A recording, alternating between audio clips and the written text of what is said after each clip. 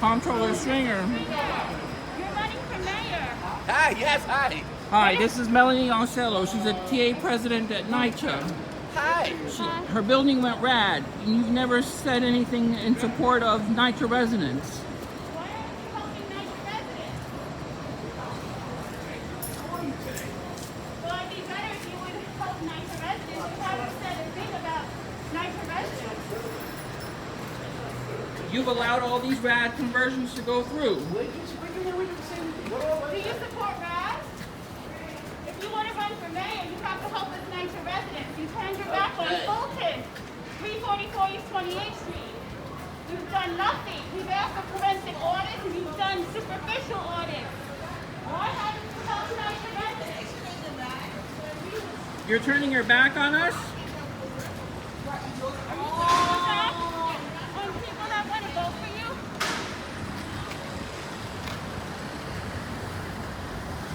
You want us to vote for you, for mayor. We don't trust you. You haven't done anything as controller for 8 years.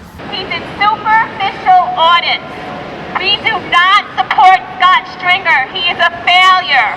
Scott Stringer sucks. We don't want him for mayor. He did nothing for the residents of NYCHA for the past 8 years. Greetings, everybody. We're out here outside the luxury condominium building where Scott Stringer lives. Scott Stringer is the New York City comptroller. For the last 8 years, Scott Stringer has failed everybody in this city.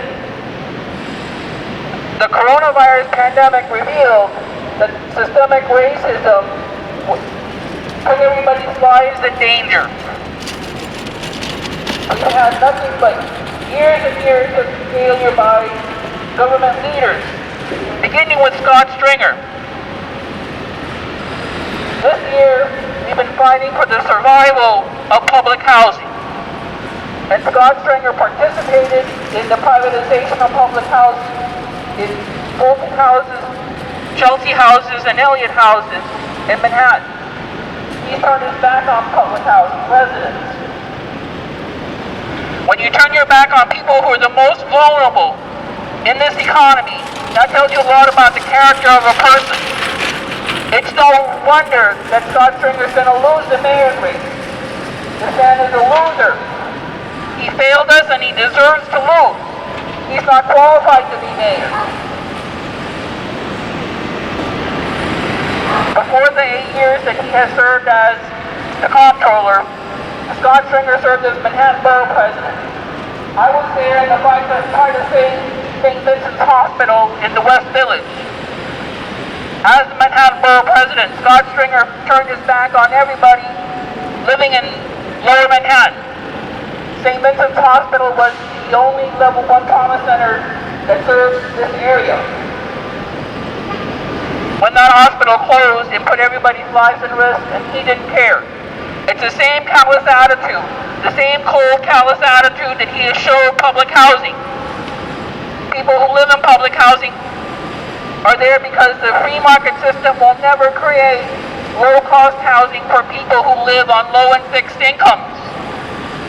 These are the people who are most vulnerable, people who are victims of domestic violence, people who are homeless.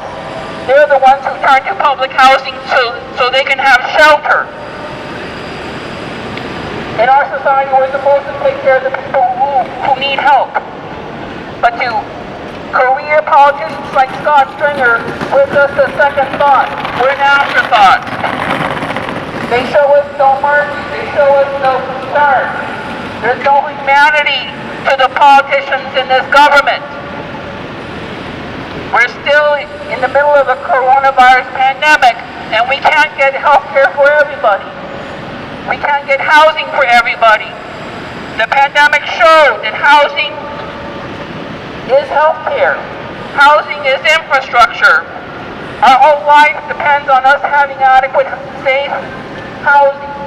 Let me tell you why I'm not voting for Scott Stringer for mayor of New York City. Because Scott Stringer has abandoned the public housing residents of NYCHA. My grandmother, she died in NYCHA housing. The staircases smelled like piss. But you know what? Scott Stringer lives like a king in this luxury apartment. He has air conditioning. He has heat.